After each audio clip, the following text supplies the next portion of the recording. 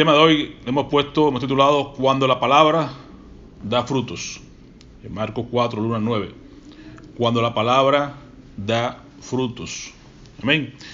Y vamos a ver aquí en Marcos 4, 1 al 9, del 1 al 3 inicialmente, dice la palabra del Señor en nombre del Padre, del Hijo y del Espíritu Santo. Otra vez comenzó Jesús a enseñar junto al mar y se reunió alrededor de él mucha gente. Tanto que entrando en la barca, se sentó en ella, en el mar, y toda la gente en tierra junto al mar. Y le enseñaba por parábolas muchas cosas y les decía en su doctrina: oíd, he aquí, el sembrador salió a sembrar. Oremos. Padre, te damos gracias de antemano porque tú nos recuerdas que comenzar el año, entre las tantas resoluciones que tomamos, Señor amado, que no olvidemos las más importantes, no perdamos la urgencia del momento, sabiendo que tú estás en las puertas. Amén, papá. Y nos recuerdas ahora en tu enseñanza que el sembrador salió a sembrar. Recordemos quiénes somos. Somos llamados tus hijos, somos llamados a ir y a ser discípulos de todas las naciones. Hemos sido llamados a ir a sembrar. Que este nuevo año no nos tome de sorpresa, Señor amado, que estemos perezosos, sentados, sino consagrados con la obra que a la cual tú nos has llamado. Hemos recordado, como Pablo decía, que olvidando lo que está de atrás, lo que no hemos hecho bien, hasta ahí lo dejamos, pero que nos esforcemos en seguir hacia adelante y adelante, alcanzar el llamado por el cual tú nos has llamado. Ese llamado es ir a ser discípulos. Sentémonos un segundo a escuchar ahí tus palabras, como la multitud a la orilla del mar, para levantarnos de ese lugar y como estamos ahí ahora, levantarnos de nuestras sillas en este día, salgamos a sembrar. Ayúdanos, Padre, porque sin ti no podemos, pero esperamos que tú, Señor, nos capacites para hacer tu obra. En el nombre de Jesús. Amén. Amén. Amén. Así que otra vez comenzó Jesús a enseñar. Y aquí estamos, escuchando la voz de Dios que nos está enseñando. Y estaba en un lugar bello, junto al mar, el mar de Galilea. Un mar tranquilo, hermoso. Donde también había tormentas, ¿se acuerdan lo que pasó ahí con los discípulos? La tormenta que pasaron los discípulos allá, pero por lo general un lugar tranquilo, de muy buenos peces, abundante, hemos estudiado, ¿no? La pesca milagrosa. Comenzó Jesús allí a enseñar. ¿Y qué pasó? Mucha gente se reunía alrededor de él porque sabía que había palabra de vida, como decía Pedro. ¿A quién iremos? Si solo tú tienes palabra de vida eterna. La gente se acercaba a Jesús para escuchar su doctrina, su palabra, su enseñanza. Y nosotros estamos aquí hoy nos hemos reunido para escuchar la voz de Dios, para escuchar su enseñanza. ¿Y qué enseñaba Jesús? Enseñaba por parábolas muchas cosas del reino. Y este día de hoy vamos a estar escuchando lo que nos dice el Señor acerca de esta parábola, que es la principal de todas ellas, como quiera. La parábola del sembrador dice: y aquí el sembrador salió a sembrar. Habíamos estudiado anteriormente, hemos dejado la semana pasada acerca de esta gran enseñanza de Jesús en el Sermón del Monte, en Mateo 7, donde decía: pedid y se os dará, buscad y hallaréis, llamad y se os abrirá. Porque todo aquel que pide recibe, y el que busca halla, y al que llama se le abrirá. Un gran mandato y una gran enseñanza que estuvimos hablando acerca de ella en Buscad. Y este año se trata de eso. Terminamos el 31 con esa porción de buscar las cosas de Dios, las cosas de arriba. Y seguimos hablando de buscad. ¿Y qué buscar? La palabra de Dios, porque su palabra es verdad, su palabra es la que nos santifica. Buscad y hallaréis. Entonces nos corresponde pedir a Jesús que no, buscarle de todo corazón y la hallaremos. Llamarle y Él nos va a abrir. Y pedirle que nos llene el Santo Espíritu para poder dar fruto como solo Él puede hacerlo. Así que tengamos en mente esas tres acciones que nos pide el Señor: pedid y se os dará, buscad y hallaréis, llamad y se os abrirá. Así que el sembrador salió a sembrar. ¿Qué encontramos acá? Dice el Señor Jesús, nos narra aquí en versículo 4, dice aquí en Marcos: y al sembrar aconteció que una parte cayó junto al camino, y vinieron las aves del cielo y la comieron. La otra parte cayó en pedregales donde no tenía mucha tierra, y brotó pronto, porque no tenía profundidad de tierra. Pero salido el sol, se quemó, y porque no tenía raíz, se secó. Otra parte cayó entre espinos y los espinos crecieron y la ahogaron y no dio fruto. Pero otra parte cayó en buena tierra y dio fruto, pues brotó y creció y produjo a 30 y a 60 y a 100 por uno. Entonces Jesús le dijo: que tengo oído para oír, que oiga. Interesante. Cuando estuvo solo, versículo 10, los que estaban cerca de él, con los 12, le preguntaron sobre la parábola. Versículo 13 dice: y les dijo: ¿no sabéis esta parábola? ¿Cómo pues entenderéis todas las parábolas? La pregunta de Jesús aquí es muy clara. Esta parábola es la base de todas las demás parábolas del reino de Dios. Ahí comenzó Jesús a enseñar acerca del reino. Y todos querían saber cómo es el reino de Dios, cómo es esta nueva doctrina, qué es lo que trae de nuevo Dios para su pueblo. Y comenzó con esta parábola del sembrador, la cual es la base esencial para entender el resto de las parábolas.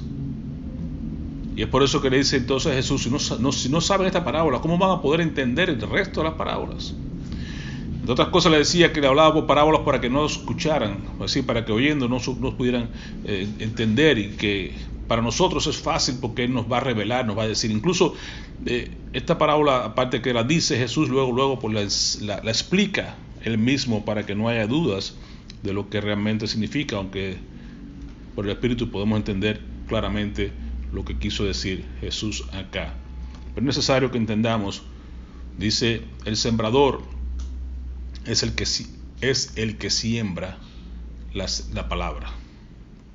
Así que estamos hablando entonces de que el sembrador salió a sembrar. ¿Y quién es el sembrador? El sembrador es el que sale a sembrar la palabra de Dios. Lo cual está implícito que entonces nosotros tenemos ese gran mandato de la gran comisión de ir a ser discípulos a todas las naciones. ¿Cómo lo hacemos? Sembrando la palabra. Usted y yo tenemos que salir a sembrar la palabra. Quiere decir que tenemos que ir a hablar la palabra de Dios. Me decía Pablo a Timoteo: a tiempo y fuera de tiempo, a instar, a decir, a proclamar. No somos responsables por los resultados, somos responsables por la misión de ir y hablar la palabra. Puede el centurión, que tan grande fe, cuando Jesús decía: no he visto tanta fe en Israel, tan solo di la palabra y mi siervo sanará.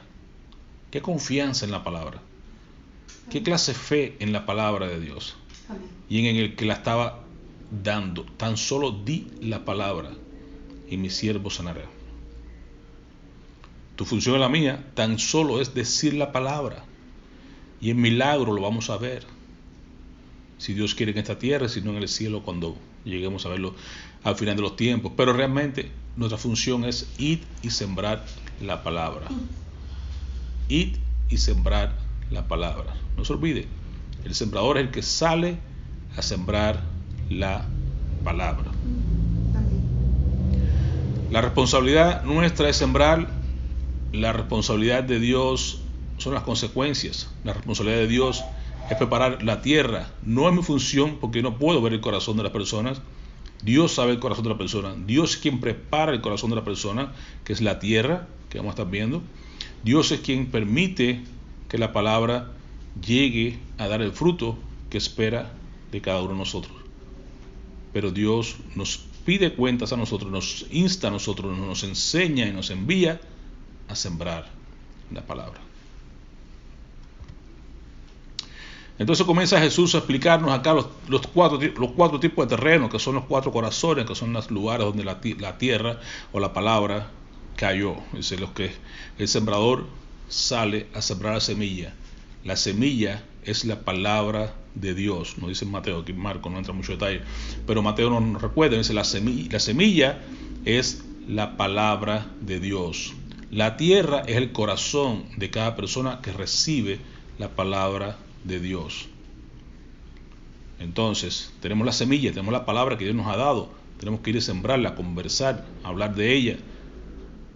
¿Y qué va a pasar? Dice, la primera tierra, dice, estos son los que junto al camino,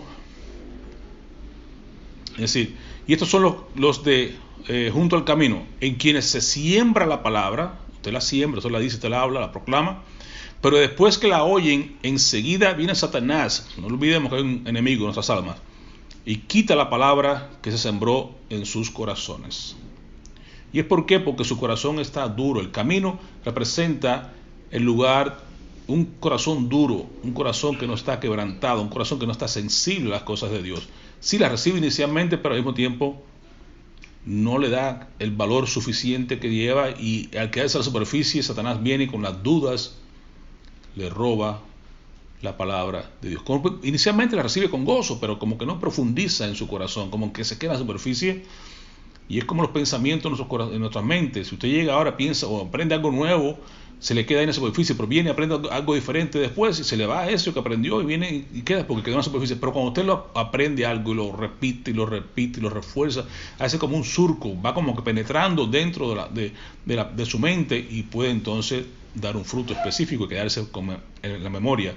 Pero cuando eso queda en la superficie, fácilmente otra doctrina, otro viento de enseñanza cualquiera, otro tipo de cosas se lo lleva. Y eso que Satanás usa la duda sobre todas las cosas, y usa la mentira, y usa todos los medios posibles para arrancarle esa semilla para que nos dé el fruto que Dios espera en tu corazón. Por eso es importante tener un corazón sensible. Por eso es importante decir, cuando uno viene a la iglesia, venir con esa disponibilidad, con esa disposición, con ese deseo de escuchar la voz de Dios y de atesorarla. Porque si la deja en la superficie, se pierde, porque Satanás no pierde tiempo. El enemigo de nuestras almas viene loco, luego para quitarnos eso de nuestro camino, nuestro corazón. Hay otros, dice esto, los que están donde, en pedregales, ¿verdad? Los que están entre los pedregales. Dice, estos son asimismo los que fueron sembrados en pedregales, los que cuando han oído la palabra, al momento la reciben con gozo. Pero, cuando los pero de Dios, pero no tienen raíz en sí mismo, sino que son de corta duración. Son aquellos que vienen, como dicen por ahí, son como llamará de tusa. La tusa, que es la parte de adentro del maíz, del elote para los mexicanos, cuando le quitan los granos, esa parte que queda de bagazo, ¿no? Que se usa muchas veces para hacer incendios. Cuando se incendia, arde rápido, pero luego se apaga porque no tiene suficiente cantidad de sustancias como para sostener el fuego. Así pasa con estas personas. Tienen una euforia tremenda, que fueron a la iglesia, que se sintieron contentos, felices, que Dios me habló, que Dios aquello, Dios lo otro, pero luego se pierde ese énfasis, ese ímpetu, porque son de poca duración, porque no hay raíz, hay solamente emoción, pero no hay entendimiento, no hay un corazón realmente sensible a las cosas de Dios.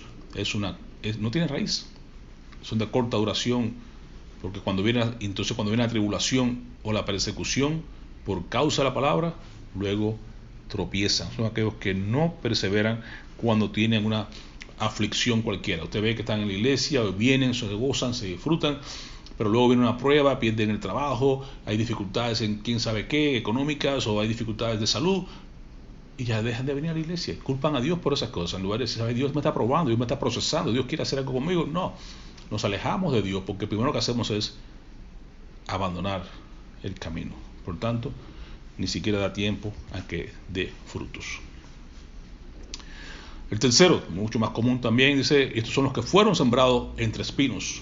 Así que tenemos los que están junto al camino, tenemos los que están en pedregales duros. Son corazones duros entre el corazón del camino, que es como que la gente camina y camina y camina por encima de ellos. Personas que están quizás atropelladas por las cosas de este mundo, personas que están dolidas. Hemos encontrado muchas personas de esa manera. Usted se encuentra que hablas con personas acerca de Cristo y te encuentras que no tienen que no hay cabida para las cosas de Dios, cosas espirituales, porque han sido violados, han sido maltratados, porque han sido cuántas cosas. Tienen su corazón duro como el camino. Hay otros que están así entre pedregales, que bueno, sí, está duro en unas áreas, pero otras áreas están un poquito más sensibles, más suaves. Entonces por ahí puede penetrar la semilla, pero al no tener raíz, porque no tiene profundidad, pues se pierde y no da fruto. El tercero es un poquito más despejada, un poquito más de tierra, un poquito más de terreno, más posibilidades de que la semilla pueda dar fruto. Sin embargo, crece juntamente con ellos unos espinos. Y ahí entonces, dice acá, pero los afanes de este siglo y el engaño de las riquezas, así bueno, nos narra, las riquezas son engañosas. La prosperidad, las cosas materiales que hay, tremendo, son las cosas que dice acá la palabra de Dios. Los afanes, que son los deseos de este mundo, los deseos, o sea, ahí viene la cuestión. Los afanes, las preocupaciones. Habíamos hablado ahorita que el afán y la ansiedad en Mateo 6, de 25 a 33. No nos afanemos por el día de mañana, 34, ¿verdad? Porque el día de mañana trae su propio afán. Así que los afanes de este siglo y el engaño de las riquezas y las codicias de otras cosas. Miren qué tres tremendas enemigos tenemos acá para que no demos fruto. El afán, la preocupación, la ansiedad, primero. Segundo, el engaño de la riqueza. Las riquezas en sí no son malas, pero el engaño, que te dicen que vas a ser rico y entonces vas a ser feliz. Pregúntele a cualquier persona que está en Hollywood, sus lugares por acá, han alcanzado la fama, si tener más riqueza les ha hecho más felices. Claro que no. Muchos de ellos lo ven metidos en formas de vida homosexuales y buscando otros placeres que no son capaces porque la riqueza no les alcanza. Otros entran y salen de programas de rehabilitación porque están en droga o alcohol, cuánta cosa, cuánto vicio. Sí, cuántas cosas que la prosperidad no les da lo que realmente pensaron que le iba a dar. Por tanto, es un engaño, el engaño de las riquezas. Y por otro lado, la codicia, como dice bien Pablo, en la codicia, el amor al dinero y la codicia pues trae muchos males, atraviesa. Muchos son afectados por ella, atraviesan muchos males y aún otros se apartan de la fe, porque no da fruto el hecho de las codicias de otras cosas. Entran luego en tu vida y ¿qué hacen? Ahogan la palabra que ha sido plantada, que ha sido expuesta, que te han enseñado, aún cuando estés sentado en la iglesia por varios años, te han enseñado muchas cosas, pero comienzas a codiciar las cosas de este mundo, te vas tras el engaño de las riquezas, te llenas de ansiedad y preocupaciones y luego ¿qué pasa? Tu vida se hace infructuosa, no hay fruto. Así que en esas tres primeras tierras vemos que ninguna de ellas dio fruto. Estamos hablando que el mensaje de hoy es cuando la palabra da fruto. La palabra no siempre va a dar fruto, realmente es así como estamos viendo. Habrá gente que llegamos y vamos a encontrar un corazón duro junto al camino. Encontramos otros que están entre pedregales, poquito de tierra, sensibilidad, pero no dan fruto. Cuando llegan las tribulaciones, cuando llegan las persecuciones, se pierde el fruto. No llega a dar fruto. El tercero, entre espinos, ya vemos entonces cuáles son esos espinos: los afanes de este mundo, las codicias y el engaño, la riqueza. Esas tres cosas son como unas enramadas que llegan y te envuelven y te enredan. Ya sabe, Pablo decía que eso llamado a ser soldado de Jesucristo no se enreda en las cosas de este mundo, porque los afanes de este mundo, y sabe que te enredan, que te pueden ahogar y te pueden hacer infructuoso. Así que ninguna de esas tres piedras, esas tres tierras dio fruto. Pero cuando la palabra da fruto, oh hermano, qué tan diferente es, qué tan grande, qué tan agradable es cuando la palabra de Dios da fruto. Y esta es la cuarta tierra. Dice, esta cuarta tierra son aquellos que cuando son en los cuales fueron sembrados en buena tierra. Qué buena es esa tierra, que cuando ese fruto llega, esa semilla llega y encuentra lugar amplio, un corazón constricto y humillado, un corazón sensible a las cosas de Dios, un corazón dispuesto a escuchar la voz de Dios, a no ser rebelde a la visión de Dios. Y cuando escucha la palabra, da fruto. Cuando la palabra da fruto, se va a notar luego. Y el fruto puede que sea diferente, no hay duda de eso. Jesús lo dijo. Alguien va a dar fruto al 30, otros van a dar fruto al 60, otros darán fruto al 100. ¡Qué bueno! Habrá diferentes niveles de fructificación, habrá diferentes niveles de abundancia de fruto.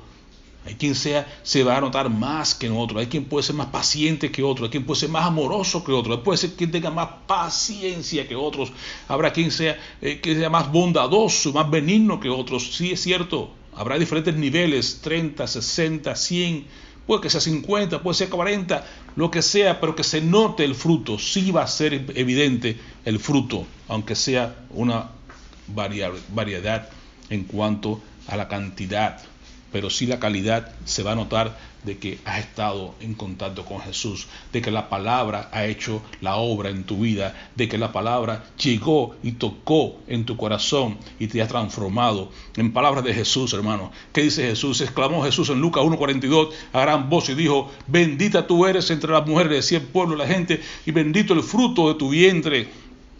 clamaban de María, acerca de María, ¿verdad? Así que, claro está, el fruto. Ve qué importante es el fruto. En Lucas 3:8, haced pues frutos dignos de arrepentimiento, clamaba Juan el Bautista, y no comencéis a decir dentro de vosotros mismos, tenemos a Abraham por padre, que os digo que Dios puede levantar hijos a Abraham aún de estas piedras. Así que la idea es que cuando una persona está en Cristo, cuando la palabra encuentra un corazón sensible, va a haber fruto. ¿Y qué primer fruto que va a aparecer? El fruto de arrepentimiento. Fruto de arrepentimiento, hermano. Fruto de un nuevo nacimiento. Cuando la persona tiene un corazón dispuesto a las cosas de Dios, entonces Dios, la palabra, va a encontrar ahí, va a hacer lo que solamente la palabra de Dios puede hacer. Que es producir un nuevo nacimiento. La palabra, bien decía Jesús a Nicodemo, así que el que nace del Espíritu nace de la palabra y del Espíritu. No puede ser el nacimiento natural que nosotros tenemos y conocemos de sangre y carne. No, él nace de la palabra y del Espíritu. Así cuando el Espíritu implanta esa palabra en el corazón sensible, ahí viene el nuevo nacimiento, viene el fruto de arrepentimiento que hablaba aquí Juan el Bautista. De cierto digo, dice Jesús, que si el grano de trigo no cae en la tierra y muere, queda solo. Pero de Dios, pero si muere, lleva mucho fruto. Así que Dios espera eso, Dios espera fruto cada uno. Ya también dice en Lucas 3:9, y ya también el hacha está puesta a la raíz de los árboles, por tanto, todo árbol que no da buen fruto se corta y se echa en el fuego. En Mateo 7:15-20, por su fruto los conoceréis, dice el Señor. No es buen árbol el que da malos frutos, ni árbol malo el que da buen fruto. Usted ya sabe la diferencia. Así que por su fruto los conoceréis. Si Dios espera de cada uno de nosotros, primeramente que haya fruto de arrepentimiento, que demos un fruto bueno en nuestro corazón, que muramos al viejo hombre para que demos mucho fruto, porque de lo contrario seremos cortados, echados al fuego, porque todo árbol que no da fruto será cortado y echado al fuego. Recuerda ahí la porción importante de frutos en Juan 15. El Señor Jesús nos habla aquí acerca de los frutos. Dice el versículo 2, todo pámpano que en mí, en Cristo, que es la vid verdadera, nosotros los pámpanos, y quien hace la obra de limpieza y de cuidado de esa vid es el Padre, es Dios. Dice, todo pámpano que en mí, que el que está pegado a mí, no lleva fruto, lo quitará. Y todo aquel que lleva fruto, lo limpiará, para que lleve más fruto. Así que la primera cuestión es permanecer. Usted conoce en Juan 15:5, ¿verdad? Dice que yo soy la vid, vosotros los pámpanos. El que permanece en mí y yo en él, este lleva mucho fruto.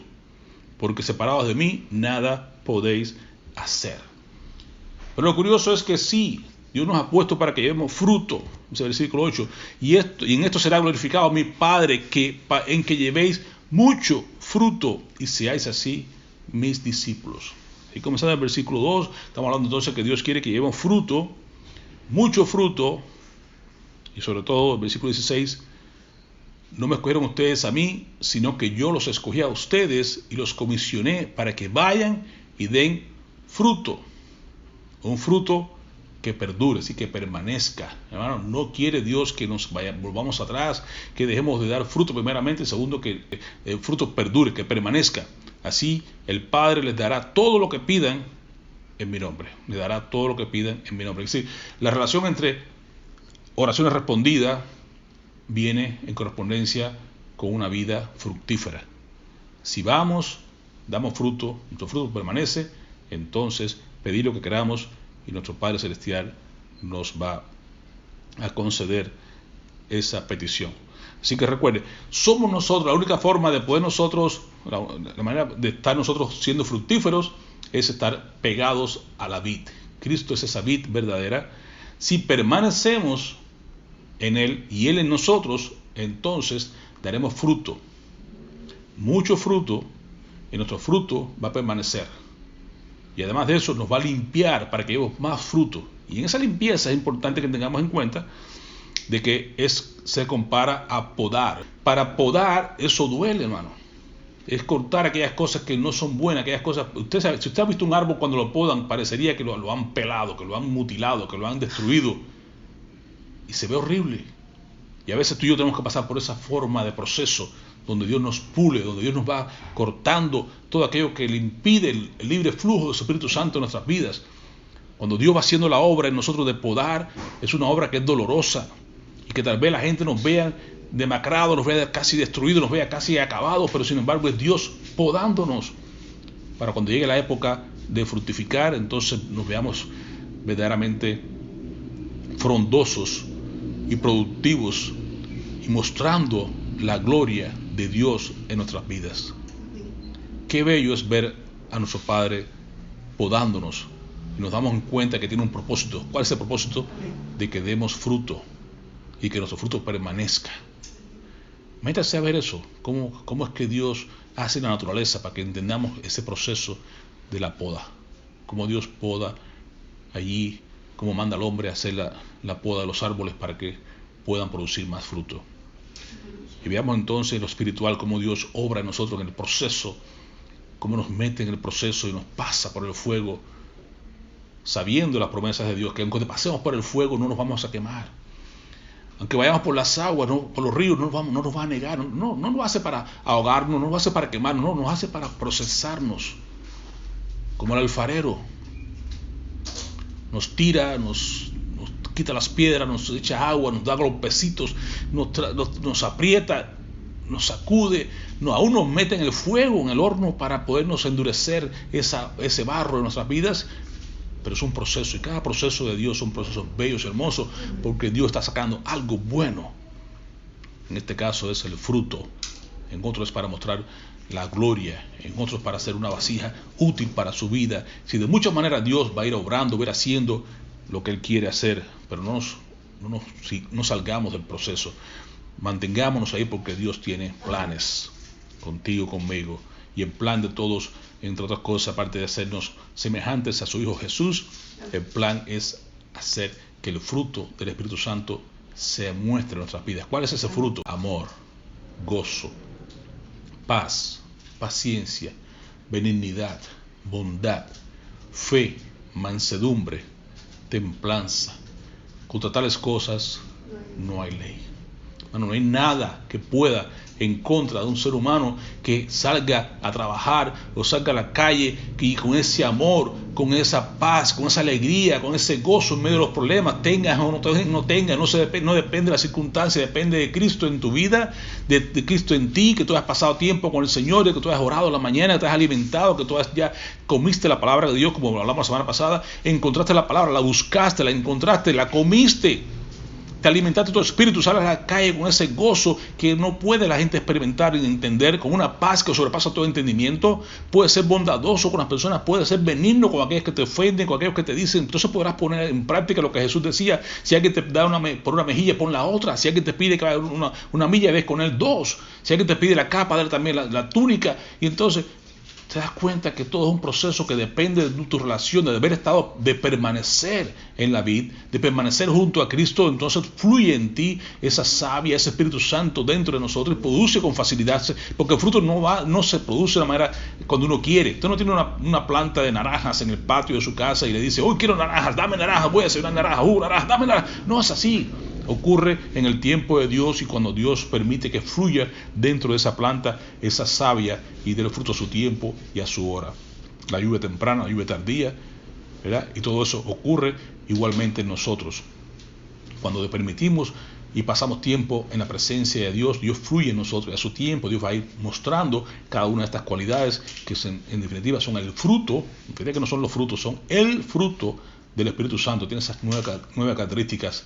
Okay, unas veces más o a veces menos, pero de eso depende, 60, 30, 100%, eso Dios lo sabe. Y como tú y yo llevamos la vida de dependencia, de permanencia en Cristo, a través de la oración, a través de la permanencia en la palabra, a través de buscar la palabra y comerla, a través de pasar tiempo con el Señor. La paciencia se desarrolla, la bondad se desarrolla, la benignidad se desarrolla. Todo eso va a ser resultado del tiempo que pasemos en la presencia de Dios. Y eso es lo que Dios espera, fruto. Ahora, aparte de pasar tiempo, de estar conectados a Cristo, que es la vid verdadera, hay algo importante que quiero que usted entienda, y es que nuestra permanencia no es una permanencia pasiva, no. Nuestra permanencia en Cristo es completamente activa. Esperamos en Dios, reconocemos por un lado que Dios lo que comenzó lo va a terminar. Y yo pudiera decir, bueno, si ya Dios comenzó en mí la obra de arrepentimiento, Dios fue que comenzó en mí el nuevo nacimiento, Dios comenzó en mí todo, pues yo me siento a esperar a que Dios haga en mí lo que Él quiere. No, no se trata de eso. Yo sé, dice Pablo ahí en Filipenses 1:6, estoy persuadido de esto, estoy convencido de que el que comenzó en vosotros la buena obra, la perfeccionará hasta el día de Jesucristo. Qué gran convicción, qué gran promesa esta, qué gran pensamiento de saber de que Dios es el que está en el asunto, de que Dios está en control, de que Dios lo que comienza lo termina. ¿Y será Dios capaz de terminar lo que Él comienza? Mira la cruz, Juan 19:30, cuando Jesús dijo, consumado es. Mira a Jesús ahí en Juan 17, Padre, la obra que me diste, la terminé, glorifícame ahora junto a ti. Padre, para esto vine. Padre, todo lo que para lo que Él vino, lo cumplió, lo terminó. ¿No será capaz Jesús de terminar aquello que lo que comienza? Si comenzó la obra en ti, ¿no la va a terminar? Ahí viene la fe. Creer a Dios. No creer en Dios solamente. Creerle a Dios. Si estamos convencidos de esa gran promesa de Filipenses 1:6, y tenemos por otro lado esta otra con gran convicción que nos dice Pablo ahí en Efesios 1:6, 5 y 6, habiéndonos predestinado para ser adoptados, hijos suyos, por medio de Jesucristo, según el puro afecto de su voluntad, para alabanza de la gloria de su gracia, con la cual nos hizo aceptos en el amado. Mira, hermano, esa porción está preñada, del 1 al 13, está preñada, del 1 al 14, de 3 al 14, todas las promesas y todas las bendiciones de tu posición en Cristo Jesús. Sin embargo, por tomar algunas de ellas, par de ellas por acá, predestinados, oh hermano, qué tremenda palabra, adoptados, hijos, aceptos. ¿Cuánta gente sufre de baja autoestima porque no saben ser aceptados? Buscan ser aceptados por la sociedad. No saben cuánto dinero se gastan, cuánto sufren cambiándose la estética y inyectándose o quitándose o poniéndose o quién sabe cuántas cosas para querer ser aceptados, tatuándose, haciendo 20.000 barbaridades con tal de ser aceptados por un grupo, por una persona, porque sufren de baja autoestima.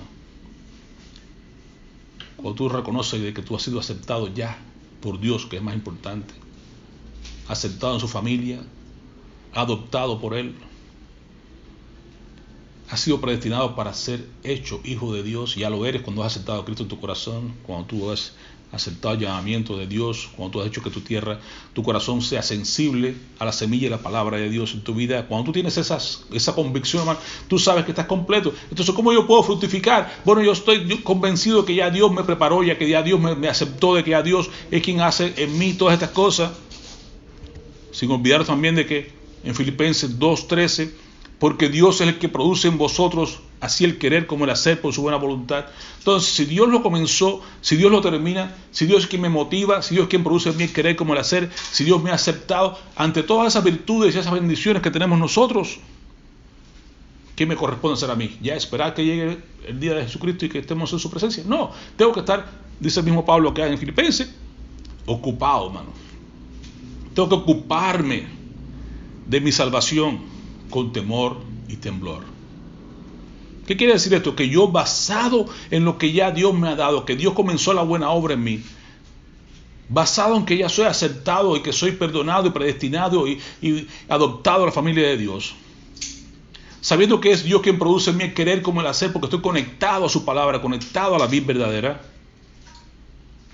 con más razón, con más ímpetu, con más deseo, con más denuedo, me ocupo de mi salvación, con temor y temblor, con reverencia, No con temor a perderlo, sino con esa reverencia de quién soy yo, quién es el hombre, decía David, para que tú, Señor Dios mío, tengas memoria del hombre. ¿Quiénes somos nosotros? De él mismo hablaba, decía, ¿quién soy yo que me tomaste allá detrás de las ovejas, allá en el medio del monte, más chiquito de mi familia, y me has puesto por rey, príncipe de Israel? ¿Quién soy yo?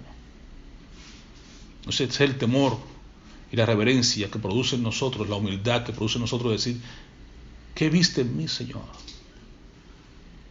Para que tú te dignaras a verme, a mirarme, cuando somos todos como Mefiboset. Que le decía a David, yo soy un perro muerto, ¿qué hago sentado a la mesa de mi rey? Y así estamos nosotros dañados, maltratados por el pecado, andábamos destruidos por los vicios, por las malas decisiones. Mefiboset, no podíamos andar por nosotros mismos, pero Dios, amén. Pero Dios, que es grande en misericordia, por su gran amor con que nos amó, nos dio vida juntamente con Cristo cuando estábamos muertos en nuestros delitos y pecados. Pero Dios, no debe ocuparme yo de mi salvación, no debo ocuparme yo de estar pegado al Señor, no debo ocuparme yo de estar buscando la bendición de Dios y la bondad de Dios, no debo estar buscando agradar a Dios, no debo estar buscando fructificar para Dios. Amén. Si la palabra realmente llega a tu corazón y tú te das cuenta de quién tú eras y quién tú eres y qué estás haciendo y lo que tienes que no depende de ti, depende de Dios, entonces la palabra dará fruto. Cuando la palabra da fruto, cuando la persona tiene un corazón sensible primeramente, como la cuarta tierra que habíamos hablado ahorita, cuando la persona tiene en gran estima lo que ya Dios ha hecho por cada uno de nosotros, cuando la persona reconoce que no puede hacer nada separados de Dios, cuando la persona está pegada a Cristo todo el tiempo, la palabra da fruto.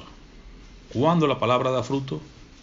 Cuando nosotros permanecemos, cuando dejamos que Dios haga la obra en nosotros, cuando nos ocupamos en nuestra salvación con temor y temblor. Cuando la palabra da fruto, yo entonces estaré ocupado, como Jesús decía ya en Lucas 19:13, que hablaba del reino de Dios como un hombre que fue a un país lejano a buscar una recompensa, y cuando regresara iba a dar entonces a compartir su recompensa con sus siervos, y le decía, ocupaos hasta que yo vuelva, hasta que yo regrese. Entonces Jesús vino, hizo la obra, nos salvó, somos sus siervos ahora, se fue al cielo a buscar, a recoger aquella recompensa, y va a regresar un día por su pueblo, y nos dice, ocupaos con temor y temblor, ocupaos en vuestra salvación, ocupaos hasta que yo venga, y cuando yo vuelva entonces podré recompensar a cada uno de ustedes con ese regalo que fui a buscar, que es el cielo, que es la vida eterna, aquel lugar que fue para preparar lugar para nosotros, lo que hemos creído. Entonces dice, ocupaos. ¿Cómo me ocupo, hermano? ¿Cómo me puedo ocupar en este tiempo hasta que Jesús venga? Te doy algunos aspectos en los cuales podemos estar ocupados. Hay muchos más. Te doy algunos. ¿Cuáles, hermano? Ocupémonos en orar. El apóstol Pablo nos recuerda que debemos orar sin cesar. Pero Jesús nos decía, orad, velad y orad para que no entréis en tentación. Entonces, si estoy ocupado en la oración, poco probablemente yo pueda caer en tentación porque estoy orando. Cuando no estoy orando, estoy más vulnerable a poder ser tentado. Pero si estoy en oración, hermano, si estoy velando y orando, es probable que yo pueda sustentarme más fuertemente y pueda estar dando fruto delante de Dios hasta que Él venga. Compartiendo. Es hora de compartir. ¿Qué es lo que debemos compartir? Recuerda el himno que le gusta al hermano Cory. Lo debes compartir. ¿Qué debemos compartir? Más que todo el evangelio. Compartir la palabra. El sembrador salió a sembrar. Tú y yo tenemos que salir a sembrar. Tenemos que compartir el evangelio. También compartir los recursos materiales. También decía Pablo y Santiago. El que tiene bien en este mundo y ve a su hermano pasar necesidad. ¿Cómo está el amor de esa persona en él? No hay amor. Vaya y comparta los materiales que usted tiene. Usted tiene quizás un poco de... Yo me acuerdo en los tiempos de Cuba, que interesante, que a veces cuando teníamos... Bueno, siempre tuvimos poco, pero la gente venía a casa y yo veía esperanza que decía, bueno, si apenas teníamos para nosotros, y venían hermanos de la iglesia y venían y oraban y cantaban y pasábamos tiempo juntos, pero no se iban con las manos vacías, siempre se iban con algo, un pedacito de algo. Que sea un pedacito boniato, lo que sea, algo se llevaban siempre, un poquito de café en polvo, para que algo. No había para todo el mundo. pero lo que teníamos lo compartíamos. Y aún así, y usted lo ve aquí en todos los tiempos, ahora tenemos más, gracias a Dios, pues podemos compartir más. Pero en aquellos tiempos, me acuerdo que por poco que teníamos, como quiera, se compartía. Compartimos no solamente el Evangelio, compartamos también los recursos materiales que Dios nos presta, que son de Él como quiera. Demos, hermanos, demos, que prácticamente es parte de compartir, pero demos al Señor, demos para su reino, demos para su iglesia, los diezmos, no robarle al Señor, las ofrendas, compartir para aquellos que tienen necesidad. Amar, vamos a ocuparnos en amar. Dice Pablo que no debamos nada, en Romanos 12, que no debéis nada a nadie excepto el amarnos unos a otros. Amemos hasta que demos hasta que nos duela, y amemos hasta que no podamos ver más, hasta que no tengamos un enemigo más. Así que amar primeramente a Dios, con ese gran mandamiento, amar a tu prójimo como a ti mismo, el segundo gran mandamiento, el primero igual que el segundo igual que el primero, y amar incluso a los enemigos, decía Jesús en su sermón del monte, amemos aún a los enemigos. Perdonar, hermano, si usted se dedica a perdonar, se da cuenta que vamos a estar ocupados, porque muchas veces nos van a ofender, y usted tiene que perdonar constantemente. Como Dios nos perdonó a nosotros en Cristo Jesús, después de la norma. ¿Cómo perdonar? Como Dios nos perdonó a nosotros en Cristo Jesús. Así que, no, hermano, que me hizo esto, lo que te haya hecho, Dios te perdonó a ti. Mira, hermano, perdone sin reserva, sin pena, sin medida. Eso es estar ocupados, eso es estar dando frutos, orando, dando, sirviendo, perdonando. En lo personal, en lo particular, llevando nuestros pensamientos cautivos a la obediencia de Cristo. Y en 2 Corintios 10, 4 y 5, las armas nuestras milicias no son carnales, sino espirituales. Y una de las cosas que tenemos que hacer es llevar cautivos nuestros pensamientos a la obediencia de Cristo. Eso es estar ocupado en la salvación con temor y temblor. Poner los intereses de los demás por encima de los nuestros. Allí en Filipenses capítulo 2, considerar a los demás como superiores a ti mismo, honrar a otros. ¿Ve? Son algunos aspectos los cuales debemos tener en cuenta para poder estar ocupados, para poder estar fructificando. Y uno de ellos, no menos importante, aunque sea el último que estamos viendo hoy, sacrificarnos. El sacrificio, hermano. Nunca nos parecemos más sacrificios cuando nos sacrificamos. De hecho, Pablo, cuando compara el matrimonio con la iglesia, dice que Cristo murió, se entregó a sí mismo, amó a su iglesia de la manera que se entregó a sí mismo por ella, al punto de la muerte. Entonces, nosotros qué debemos hacer en cuanto a nuestras familias, en cuanto a nuestra iglesia, en cuanto al matrimonio. Debemos sacrificarnos, debemos morir por ella, al punto de que no haya nada, no haya reserva. Tenemos que darlo todo por nuestras familias, todo por nuestra iglesia. Así entonces, hermanos, recuerden ese gran versículo de Juan 12, 24 que miramos ahorita rapidito. Si el grano de trigo, y usted y yo somos como un grano de trigo, no cae en tierra y muere, hay dos aspectos importantes, ¿sí? Tierra y morir, sacrificial. Por eso para el final ese sacrificio es morir. Dice Jesús, si alguno quiere venir en pos de mí, tiene que negarse a sí mismo, tiene que morir, tiene que tomar su cruz cada día, que es símbolo de muerte, y seguirme. Entonces, caer en tierra es que la semilla, la buena semilla, que es la palabra de Dios, caiga en tu tierra, que tengas un corazón bueno, un corazón que realmente sea receptivo a la palabra de Dios. Y tú y yo tenemos que morir a nuestro yo, morir a nuestras necesidades, a nuestras prioridades, morir. Para mí vivir es Cristo y morir es ganancia, decía Pablo. Se queda solo si no cae en tierra y muere. Pero de Dios, ¿qué tenemos que hacer? Pero si muere, si nos sacrificamos, si morimos al yo, entonces dice que va a producir mucho fruto. ¿Cuándo la palabra de Dios va a dar fruto? ¿Cuándo la palabra de Dios va a dar fruto? Cuando nosotros somos capaces de morir al yo. Cuando ponemos a un lado nuestras intenciones, nuestros deseos, nuestras prioridades, y ponemos primero a Dios, en primer lugar a Dios, luego al prójimo, y en tercer lugar nos ponemos a nosotros. Pero si hacemos esas prioridades, si morimos como debe ser, entonces llevaremos mucho fruto. Y eso es lo que Dios espera de nosotros. Cuando la palabra llega a nuestras vidas, nos transforma. Primero haya un terreno sensible, como la cuarta tierra, va a dar fruto al 30, al 60 o al 100%.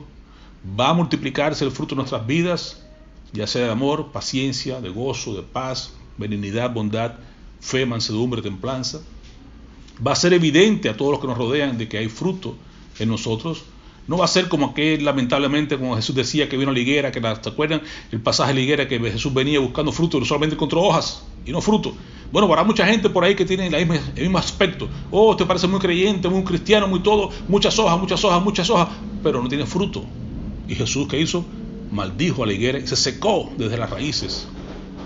No quiera usted escuchar a Jesús una palabra de maldición. No, tú quieres escuchar que Dios te diga, bien hecho, buen siervo, fiel, entra en gozo de tu Señor. No quieres escuchar oír de Dios que te diga, que te maldice y que tú te seques de las raíces hasta arriba y que nunca más haya fruto en esta higuera. No, hermano. Seamos como la vid, como los pámpanos pegados a la vid, que demos fruto. Que aunque nos tengamos que pasar por momentos difíciles, demos fruto, mucho fruto, y que nuestro fruto permanezca. Que Dios nos ayude en ese aspecto, hermano. Que la palabra encuentre un corazón receptivo, que la palabra encuentre una persona que esté dispuesta a morir el yo y dar fruto para su gloria. En realidad, esta parábola de Jesús, que es la primera, que es la principal, que es el eje central de todas las demás parábolas del reino, es una reflexión que nos invita a la reflexión de lo que realmente significan las parábolas, no todas las demás parábolas, y una responsabilidad primeramente de que el oyente debe escuchar, tener oídos para oír lo que Dios dice, la capacidad de recepcionar, de aceptar lo que Dios nos dice, y después fructificar, dar evidencias de que la palabra de Dios es viva, es eficaz, y que da fruto en lo que la reciben. Así que la parábola del sembrador es rica en significado y ofrece valiosas lecciones sobre la receptividad espiritual, en la importancia de cultivar un corazón receptivo, sensible a la palabra de Dios. Y les animo, como dice el versículo anterior, a que muramos para que demos mucho fruto. Amén. Que el Señor añada bendiciones a su palabra. Oremos. Padre, te damos gracias porque tú eres bueno. Que tu palabra, Señor, permanece para siempre. Danos oídos sensibles, danos un corazón sensible a escuchar tu voz y a que seamos capaces de poner en práctica lo que tú nos enseñas, para beneficio nuestro, pero especialmente para tu gloria. Recordamos, Padre Santo, que sin ti nada podemos hacer. Ayúdanos a permanecer en ti, para que cada día fluya en nosotros, a través de nosotros y a pesar de nosotros, tu Santo Espíritu haciendo la obra que solo tú puedes hacer. Sabiendo que comenzaste, lo vas a terminar. Sabiendo que nos has adoptado, predestinado, que nos has amado. Cuando no había nada bueno por que dar por nosotros, tuviste tu vida, lo más valioso, lo más grande, Señor. Es por eso que estamos aquí, Señor, adorándote, bendiciéndote y pidiéndote que produzcas en nosotros ese fruto que solamente tú puedes producir, Señor. Que no sea para nosotros, sino para tu gloria. Que la gente pueda ver, como bien tú dices tu palabra, las buenas obras que haces en nosotros y puedan entonces glorificar a nuestro Padre que está en los cielos. Puedan ver esa luz, quieran imitarte, quieran buscarte, quieran venir corriendo a la luz, salir huyendo de las tinieblas, porque realmente en ti hay vida y hay vida en abundancia. Oh Señor, que seamos capaces de salir de este lugar henchido de tu presencia y con ese deseo de esparcir tu palabra, de compartir, de ir a sembrar y orar por esas personas para que tengan un corazón receptivo, que no se pierda ese corazón. Y si están duros, no importa, estamos ahí con ellos para seguirle dando, seguirles regando, para aún usar el arado, si es necesario, Señor amado, romper esas tierras para que de alguna manera algún día puedan tener receptividad y no se pierdan. Aquellos que se van tras la riqueza, tras el engaño a la riqueza, seguir orando por ellos, seguir hablando, seguir regando, hasta que algún día puedan ver entonces la luz tuya, como una antorcha encendida en sus corazones, y nazca Jesús en sus corazones. Podemos gozarnos entonces juntos al ver que comenzarán a dar fruto, aunque sea un poquito inicialmente, unos 30, pero algún día llegarán al 60, y con tu ayuda, Señor, sabemos que llegarán al 100%. Recibe la gloria, recibe la honra en el nombre que sobre todo nombre, en el nombre de Jesús. Amén. Amén.